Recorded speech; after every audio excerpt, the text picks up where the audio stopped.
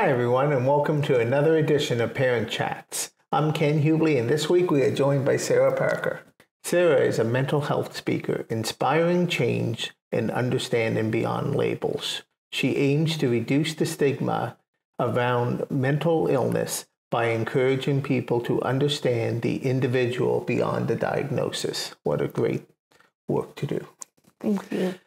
Sarah is not a mental health professional, but she deeply cares about supporting people with mental illness. This is our first in-person interview on Parent Chat, so welcome, Sarah. Thank you very much for inviting me to participate in this opportunity. I am looking forward to this conversation today. Awesome. Sarah, please tell us about your background and passion regarding mental health and mental illness. So I am a mental health awareness speaker and advocate. I have lived with mental illness myself for the past 18 years. And I hope that by sharing my story with the community, we have an opportunity to help reduce that stigma and that discrimination that I see almost every day in regards to mental health and mental illness. That's amazing. Thank you. And thank you for sharing your story. I think that's so important to help others who may not be comfortable to share theirs to be able to share. Our show aims to help parents have chats with their children. What advice would you have for parents to have with their children about engaging people with mental illness to help their children to learn to be more inclusive? One of the biggest ways is using the right vocabulary and making that vocabulary age appropriate. So in my introduction, I separated mental health from mental illness. Mental health and mental illness, a lot of people like to use them interchangeably, but they're actually two separate things. Mental health is a state of well-being, similar to physical health. We do things to maintain it. So going for a walk, journaling, taking a bath, things that mentally help us refresh, basically. Mental illness is a diagnostic criteria that affects the way that the person thinks and behaves. It's almost like a checklist, and you have to be diagnosed by a psychologist or psychiatrist with the condition. So when I say mental health, I'm talking about ways to maintain it. Like I said, if I'm talking about mental illness, which is what I live with, it is a diagnostic criteria. Well, for adults, that can be confusing. When you're talking about that with children and with adolescents, using age-appropriate vocabulary is very important. If you're dealing with young kids, and by young, anything under the age of 8, what I'm saying for today's conversation, is that that person has a sickness in the brain similar to a cold, and they have to take medicine and see the doctor for it. It's a very simple, age-appropriate description of what mental illness is. If they are older, let's say 13, 14, then the description becomes more detailed. That person has an issue with their brain, and it sends the wrong messages, and it affects how the person feels. So they go to the doctor to receive medication and receive treatment for this mix-up in signals in the brain. When you are talking with children and adolescents about mental health and mental illness, using analogies that they are familiar with is another great way to increase the understanding around mental health and mental illness. Another recommendation that I have is that we emphasize that we need to treat every person the exact same way. That whether they have a mental illness or they don't, they still should be, as I was brought up, P's and Q's, respect, treated nicely, it shouldn't, I feel that there shouldn't be an emphasis on, if this person has a mental illness, you need to treat them like this. It should be a consistent message across the way. It doesn't matter if that person is in a wheelchair, if that person has a mental illness, if that person is from another culture and doesn't speak English, all should be treated in the same way. We all deserve to be treated with respect and kindness. It's so true. Thank you for sharing. No problem. Could you speak to us about the awareness of high frequency of mental illness in children and adolescents, and also the effects of living with family members who have mental illness? When you first gave me this question to look into, I went back to look at the numbers to see what the numbers actually are for Canada. And here were some of the statistics that I found. Approximately 1.2 million children and youth are affected by mental health issues in Canada alone, with the number rising to 7.5 million by the age of 25, which is about 1 in 5 Canadians. Yeah. The World Health Organization highlights that adolescents face a higher risk of mental health conditions due to factors like stigma, discrimination, exclusion, and challenging living conditions.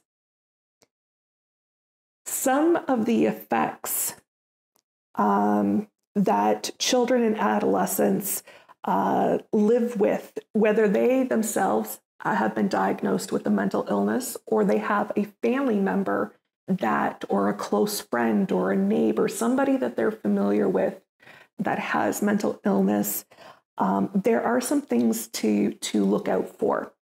The first thing is to make sure that the children and adolescents do not feel isolated. Sometimes what we see is the children end up being the caretakers.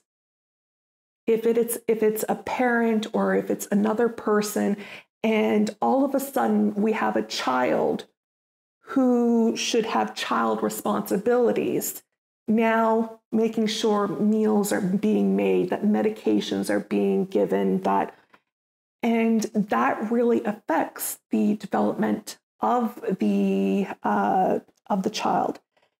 It also affects their ability to relate to their peers because they're in a situation that their peers are not in. And that also leads to the isolation. Where do they turn for help? Where do they turn for validation for what they're feeling? And knowing that somebody out there is having that exact same situation as I am. The other issue, unfortunately, as I said, with mental illness, it affects behavior and the way that a person thinks and believes.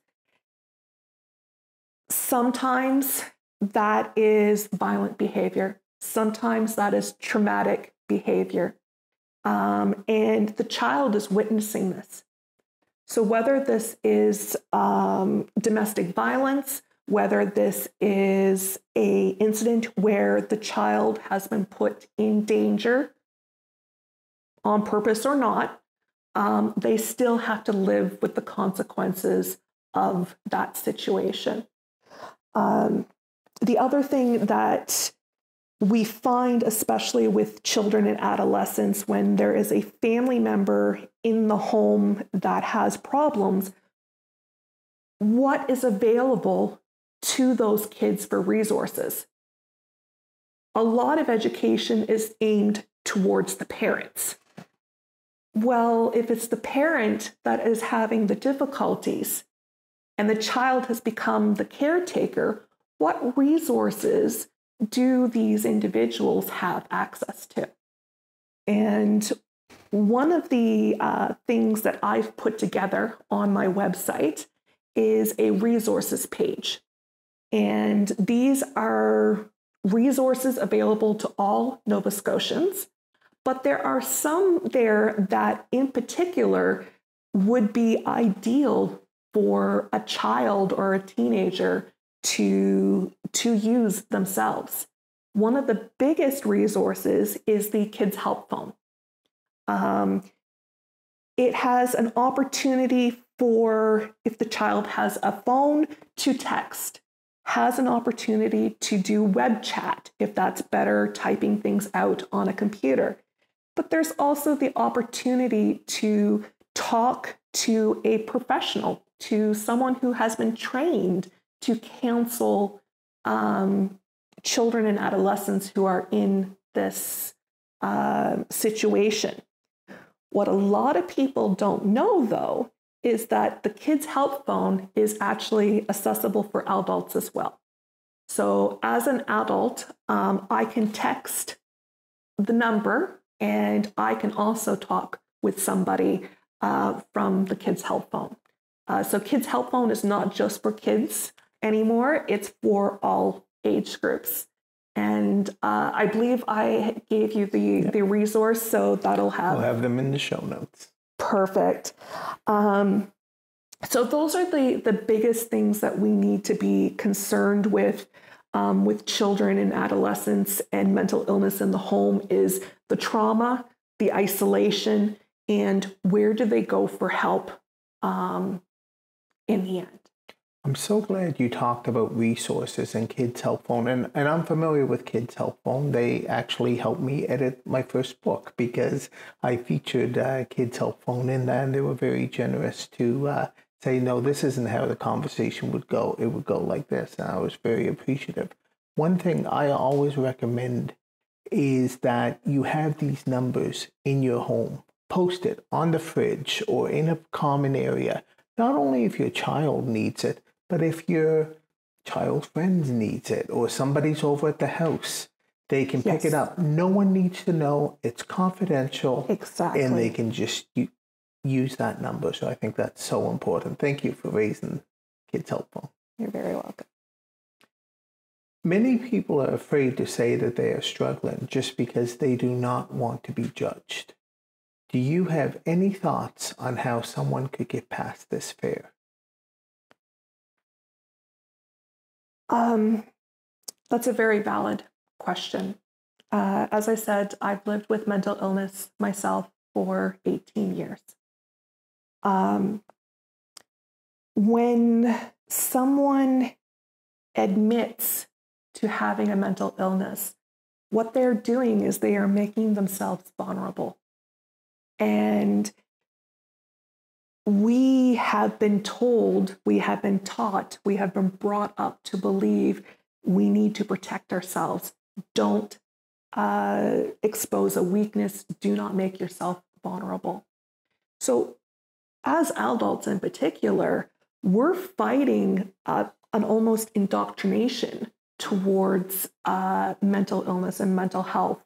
It's whispered about, or taboo to talk about it or admit it.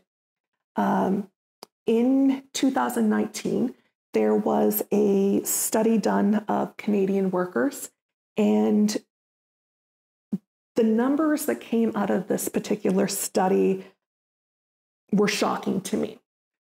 75% of the workers that had been interviewed said that they would refuse to tell an employer or a coworker or anyone about a mental illness 75%. 75.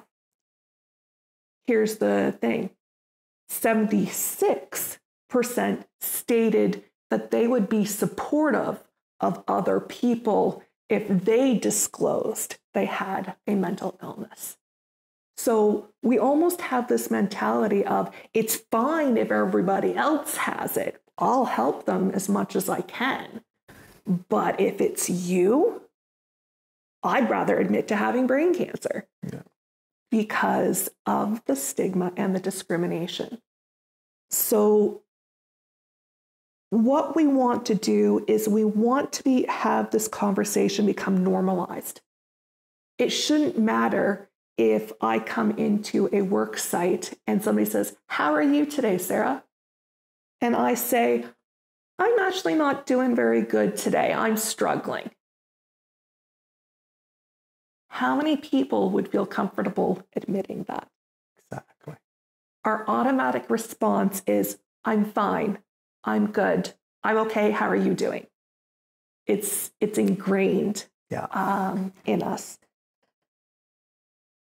All that I can suggest to fight the stigma is bring up education and bring it into conversation, in everyday conversation. And the way that we talk about mental health and mental illness, and make it so that it's not this horrible, stay away from me, contagious thing. And as we discussed earlier, making sure that people are aware of what resources are available to them and letting them know that these are confidential services, that what they share isn't going to be reported back to their boss, is not going to be reported back to their church or to their community. So I, as a mental health speaker and advocate, my approach is two-pronged. Yes, I am talking about my experience, but I'm also using this opportunity to educate the community as to what is actually out there. And I used to be the black sheep of the family, or the skeleton in the closet. But now I want to change that narrative. And the only way to do that, like I said, is through conversation and education. 75%. I'd like to talk to the audience for a minute. It's okay to not be okay, to not be feeling okay. And if you feel that you need support or you need even to talk, find someone to talk to. It could be a friend, it could be a community leader, it could be, if your work is in employee assistance program. And as Sarah said, these are confidential sources that you're able to rely upon. The key is just to talk, reach out to someone, and make sure that you start to share. That is the hardest step, and then you get onto the road to recovery. Is that fair? I think that is a very fair description. And if people are interested, I do have that page on my website of all of the resources here in Nova Scotia to access. So, and what is your website? So my website is lookingbeyondthediagnosis.ca. That's that. Lookingbeyondthediagnosis.ca. So if you want to find the resources, feel free to go there and to take a look at Sarah's website. And again, the key part is to reach out and to talk to someone. Could you highlight some that may be helpful for parents and children? You already talked about Kids Helpful. So I have actually a few that are in particular here in Nova Scotia. Here in Nova Scotia, we have a resource called the Provincial Mental Health and Addictions Crisis Line. here within Halifax, a lot of people just call it mobile crisis. And it is a resource available to all age groups. You can contact if you yourself are looking for help in a crisis, but you can also contact if you are concerned about somebody else and you want to know, how do I help them? So this is a resource that is free of charge here in Nova Scotia to access. The other number that is being taught in the schools now is, in the past, we were taught 911. Yeah. If there's a danger, 911. Well, now Canada has a national hotline for suicide prevention, and it is 988. 988. 988. So it doesn't matter where you are in Canada. If you dial 988, you will be transferred to a local resource that is available to you. This number, 988, has only recently come into being, so it's one of the things that I've been trying to talk about. And it's, once again, if you yourself are concerned, or if you need help yourself, call 988 and you will be put through to a resource that will help you. Excellent. Thank you. I hope everyone's taken down these numbers and knows, if you're hesitant, use the number. If you make a mistake, you'd rather err on the side of caution. Is that fair? Yes. It's better to be safe than sorry in this case. Better to be safe than sorry. Thank you so much, Sarah, for coming in and sharing some of your awareness on mental health and mental illness. Now we know the difference in the two. Now it's time for all of us to be part of the solution with this challenge. I believe we all know someone that needs this information, even if we don't know that they need it. Therefore, if you see value in this show, and I ask that you share it on your social media. Let's get this information out to as many people as possible.